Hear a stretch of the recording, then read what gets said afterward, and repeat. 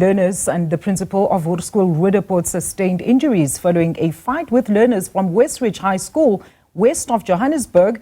The learners have since been hospitalized, while the principal was discharged after being tested treated for stab wounds, in fact, to the hand as she tried to diffuse tension between the learners. For more on this, let's now welcome here in studio Gauteng Education spokesperson, Mr. Steve Mabona. Steve, it's always good to have you with us. Welcome. So talk to us about exactly what led to this tension between these two schools.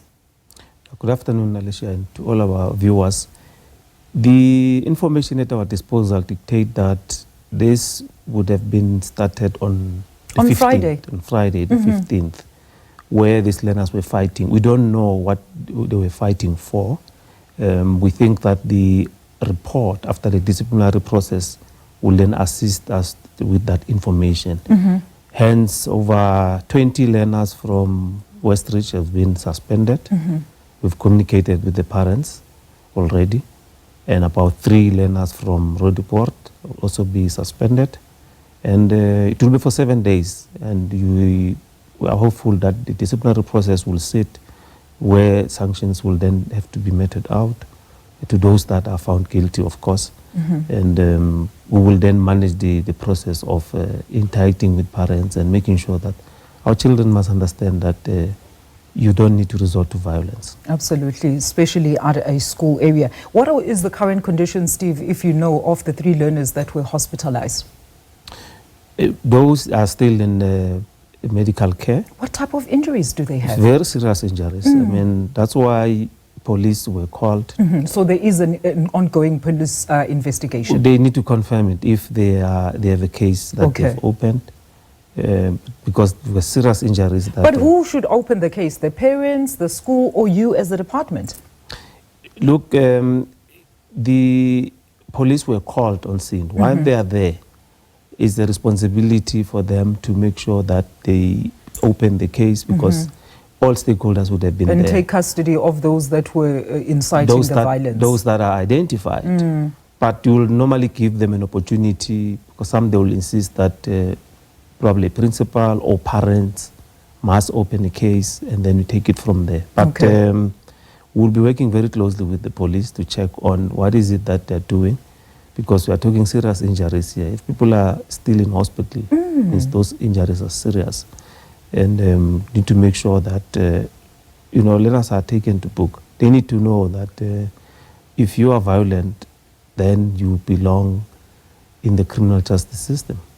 Absolutely. Now, Steve, the issue of security in school has long been a huge concern, right? I know for a fact that you and I were speaking when the MEC here in Gauteng, Madume, was actually conducting imbizos and identified those schools that might be prone to violence. What has happened since? I mean, what did he find out? And what has been some of course, the action to try and collaborate with the police, as you alluded to, after the whole assessment phase? Is law enforcement involved? Has security been improved in schools? What's going on? The challenge is that most of these incidences, they happen outside our premises. And it becomes a challenge. But when coming to when they are within our premises, we have improved on security. We have more patrollers in those schools that have been identified as high risk, or schools that are in the high risk areas. To a certain extent, some of them were fitted, CCTV cameras. Some we gave them additional security. And so if an incident were to happen outside the school premises, it becomes a challenge really for us as a school, but then it becomes a challenge for the police.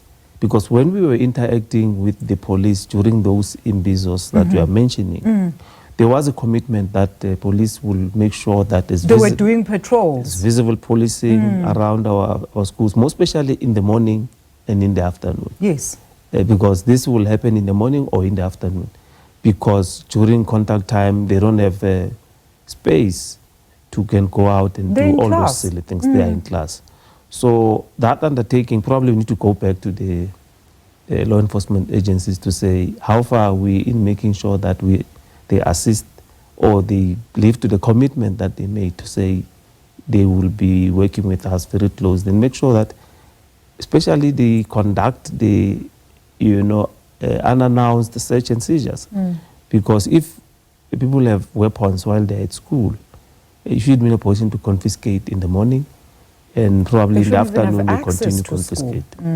Yeah. All right. So, Steve, I mean, to wrap up with good news now, since you are here, the handover of the decommissioned Embraer 135 passenger jet that was donated by A-Link to Rhodes Engineering School of Specialization. This is great. Tell us all about the intended purpose and, of course, expected positive impact of this gesture. Definitely. These are the things that we want to really talk about. Yes, please. This jet will be utilized to give learners an opportunity to know the hydraulics around the aviation. They call this avionics, you know. Yes. You know, they need to understand on how technically, how you can... I mean, they're right next to the airport, Steve. They needed something tangible to work with to try and figure it out. Definitely. So, A-Link has donated 2 technicians who will be permanently at the school. Oh, wow. So assisting them to navigate in the aircraft to understand on what is it that they are facing there. Meanwhile, in the class, they will be focusing on engineering, because, you know, that school specializes in engineering. So it's either mechanical, technical, or those that are going to civil. But those that are mechanical, technical, they will be having an interest in knowing what is happening in that aircraft. And in future, we will be introducing aviation subjects in a school where we specialize in aviation. Like we're talking, those that want to be pilots, they should be, you know, trained at our facilities. Those that want to be air traffic controllers, you know, all the specialties that are in the aviation sector, they need to be in a position to, when they leave the school, they can go directly into the corporate world. Especially your village schools, your township schools, the previously disadvantaged schools. Steve, we appreciate you coming into studio with us and talking to us this afternoon. That is Gauteng Education spokesperson, Mr. Steve Mabona, there with us on the violence that broke out between 2 schools, resulting in the stabbing of the principal and some serious injuries, we understand, to some learners.